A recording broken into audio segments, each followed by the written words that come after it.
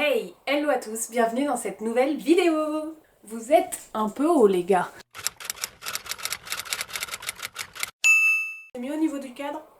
Ça va, c'est pas si pire. On se retrouve aujourd'hui non pas pour plus d'amour, more love, voilà, c'est facile, mais bel et bien pour more books, parce qu'on va parler des livres qui me donnent très envie pour cette rentrée littéraire, pour ce petit septembre 2024, pas piqué des hannetons, c'est parti. Évidemment, j'ai screené sur mon téléphone, on prend la facilité, et j'en ai sélectionné pas trop, parce que vous-même vous savez, parmi ce qu'il y a derrière moi, il y a je sais pas combien que j'ai pas lu, en bas c'est pareil, dans les autres bibliothèques c'est pareil, bref, ma pile à lire dégueule en restant poli, donc je vais un peu me calmer. J'en ai sélectionné 4 et 4, 8, 9, 10, tout pile. Impeccable. C'est pas dans un ordre de préférence, c'est pas dans un ordre de je ne sais quoi, c'est dans l'ordre que j'ai fait screen. Voilà. Le premier livre qui me donne extrêmement envie en cette rentrée, attendez, je vais me mettre sur la gauche de l'écran et je vais vous mettre tout ça sur la droite. Peut-être que c'est l'inverse pour vous, je ne sais plus. C'est donc Le refuge des femmes perdues de Stacey Hawles, ce sera édité chez Michel Lafon.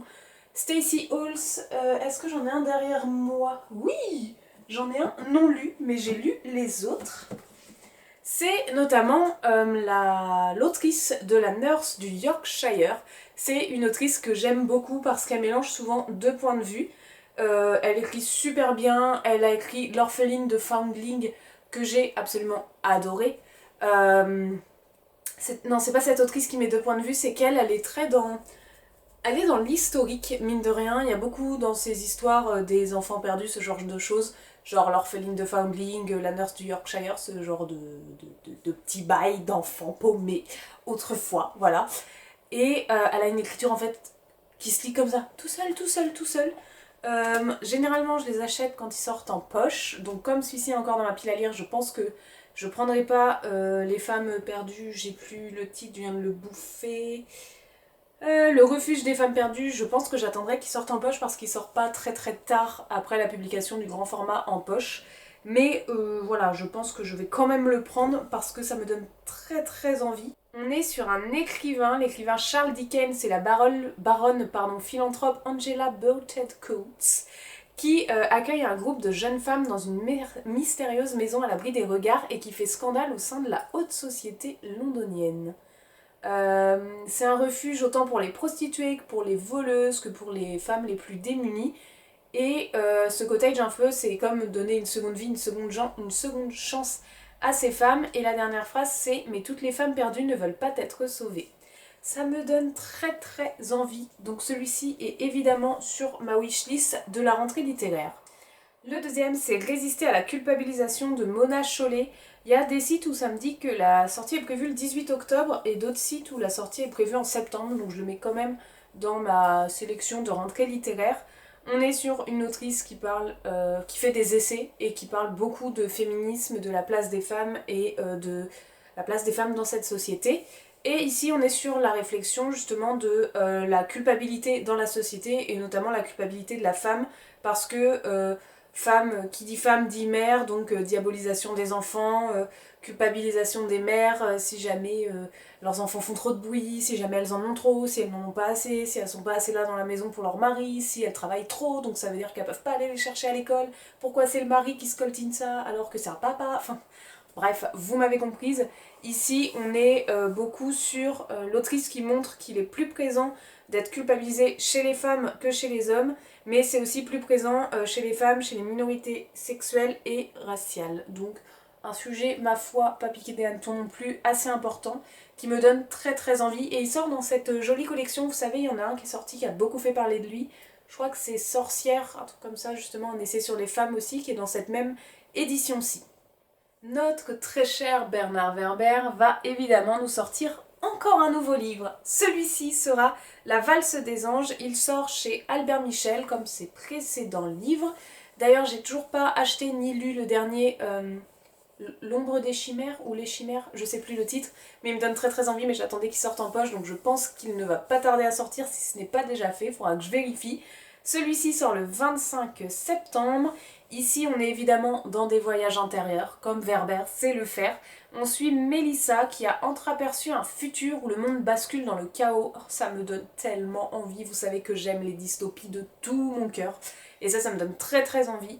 Elle est rongée par la maladie et elle transmet sa vision à sa fille qui s'appelle Eugénie.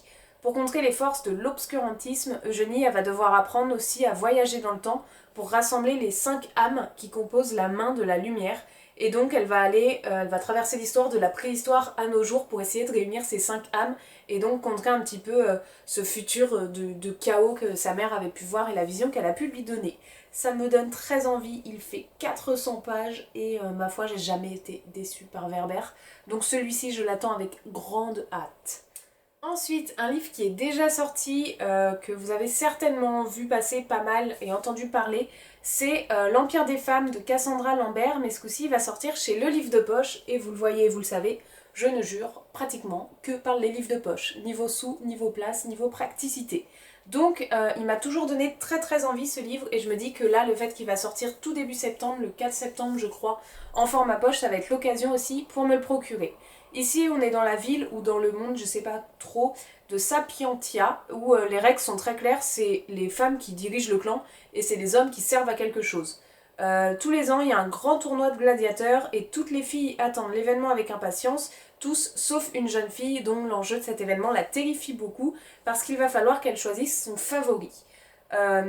Dans les geôles de la reine, tous les hommes ont eux qu'une idée en tête, ça va être survivre à l'épreuve, parce que les hommes n'ont pas beaucoup d'impact dans cette société-ci. Mais pour Hélios, survivre n'est que le début d'une mission bien plus ambitieuse. Donc entre cette jeune femme qui va devoir se choisir un favori et ce jeune homme qui veut et survivre et peut-être un peu retrouver une liberté ou un semblant d'égalité entre hommes et femmes, je pense qu'ils vont être amenés à se rencontrer ces petits gars, ça va être pas mal. Peut-être qu'ils vont pas se rencontrer et que je me plante, mais ce serait pas déconnant. Donc ce livre me donne très envie et il va sortir au prix de 6,90€, donc c'est pas cher du tout en fait. Il y a 3 tomes dans l'Empire des femmes si je ne me trompe pas, mais voilà, le fait qu'il sorte en poche le tome 1 à la rentrée, je pense que je vais craquer sur celui-ci assurément. Bien évidemment, je vais m'acheter Freerun tome 13. Vous savez, je suis Freerun quasiment depuis le début, ou pas loin. Freerun, on est dans un monde imaginaire, un monde fantasy, c'est une série de mangas qui est sortie chez Kiun, et on suit donc Freerun qui est une elfe d'une centaine d'années, et j'ai mangé les noms de ses compatriotes, mais bref, elle est avec un chasseur, avec une petite apprentie, et en fait ça va être que des parallèles entre son présent et son passé avec sa petite team avant où ils ont battu le dieu démon, et c'est vraiment une histoire qui est très descriptive, qui est très... j'ai plus le terme, je le perds à chaque fois que je veux vous le dire, très contemplative, voilà. On passe, il y a des combats, on avance dans les mondes, on avance dans les villes, il sauve les villageois, il les aide à faire des petites quêtes par-ci par-là, et en parallèle de ça, elle se remémore ses souvenirs et tout ce qu'elle a déjà fait avec son autre équipe d'autrefois. Comme elle est presque immortelle, elle a plus de 100 ans, tous ses anciens potes ils sont morts, voilà. Donc elle continue quand même, mais en ayant une pensée pour eux tout le long, et c'est très très beau comme livre. Les phases de combat sont très courtes, il n'y a pas du tout de violence, on voit pas de sang et compagnie, c'est vraiment très raccourci, c'est surtout la quête un peu initiatique de l'amitié et trouver ce qu'ils doivent trouver, je vais pas vous dire ce qu'ils doivent trouver, je vous laisse tranquille, qui est merveilleusement bien faite, mais je sais pas en combien de tomes ça se termine. En tout cas là le tome 13 va sortir, donc je vais très certainement me le prendre rapidos. Chez Pocket va sortir Le Passeur de livres de Carsten N, qui va sortir donc le 12 septembre 2024. Il sera au prix de 8,30€. Et ici, on est sur un petit papy, Karl, qui se refuse à prendre sa retraite. Il veut continuer à vivre de sa passion pour les livres et à faire passer des livres. Mais qu'est-ce qui occupe finalement ce libraire dévoué alors qu'il devrait partir à la retraite ? Chaque soir après le travail, malgré ses 70 ans, Karl se promène dans les rues pittoresques de la ville pour porter en main propre les livres qu'ont commandés ses clients les plus fidèles. Franchement, il est déter. Ces lecteurs voraces, souvent farfelus et baroques, ont tous leur secret et leurs blessures. Ils sont devenus presque des amis et le libraire dévoué est tout ce qui les relie au monde. Lorsqu'un coup du sort s'abat sur Karl, c'est une petite fille de 9 ans, Sacha, espiègle et effrontée, qui leur donne le courage de s'ouvrir les uns aux autres et de renouer enfin avec le bonheur. Ça a l'air ultra choupette. Le la couverture me donnait ultra envie, et cette histoire entre ce grand-père qui pourrait faire passer sa passion à cette toute petite fille et ramener autour du symbole du livre toutes les vies des différents clients et compagnie. Je pense que ça peut être une super idée, il fait que 240 pages au format poche, je pense que ça peut être une lecture assez sympathique. Ensuite j'ai vu Anthologie de Twisted Tale, je sais pas si c'est que par une autrice ou par plusieurs, j'arrive pas à voir, c'est flou. C'est chez Hachette Heroes, vous savez la collection de héros chez Hachette. Moi les Twisted Tales j'aime bien, j'en ai lu quelques-uns, mais là l'avantage c'est que comme c'est une anthologie, en fait c'est des textes qu'on n'a pas dans les gros romans qui sortent, donc je serais très curieuse de savoir ce qu'il y a comme petit texte, peut-être sur des méchants, peut-être sur des persos secondaires, je saurais pas trop vous dire, mais ça me titille, je suis très curieuse de savoir ce qu'il y a dans cette petite anthologie. Évidemment, c'est quoi la traduction française? Vous savez, j'ai lu Les Immortels de Namina Forna, je l'ai lu quand? Il y a 2 ans je crois, ou il y a 3 ans, que j'avais adoré, un vrai coup de cœur. J'ai pas lu le tome 2 mais j'ai très envie de me l'acheter. Je viens de voir que le 1 était tout juste sorti en poche, donc j'attends que le 2 sorte en poche. Et là, le 3 va paraître au mois de septembre. Donc j'ai très très hâte. Vous refaire un résumé du tome 1, ça date un peu. De toute façon, je vous en ai parlé sur une vidéo, donc je vous la mets juste ici. Si je la retrouve, comme ça ce sera vachement plus parlant que si j'essaie de me remémorer la lecture que j'ai faite de ce livre par rapport à toutes les lectures que j'ai eues en tête entre temps. J'ai peur de faire des méli-mélos, donc je vais plutôt vous laisser aller voir cette vidéo si vous voulez un résumé du tome 1, résumé non spoilant évidemment, pour voir un petit peu si ça peut vous tenter pour la sortie prochaine du dernier tome, du tome 3, parce que c'est une trilogie. J'ai sélectionné une BD qui s'appelle Chronique des Mondes d'Aria de Lafleur, Fibre, Tigre et Talarico chez Glénat. Ils ont vraiment des drôles de pseudos. Ici on est sur un royaume, le royaume d'Aria, où la paix est revenue depuis peu, mais Jotun, j'imagine qu'il s'appelle comme ça, peut pas en profiter. C'est un voleur qui est très futé mais qui est aussi très roublard, et actuellement croupi dans une cage.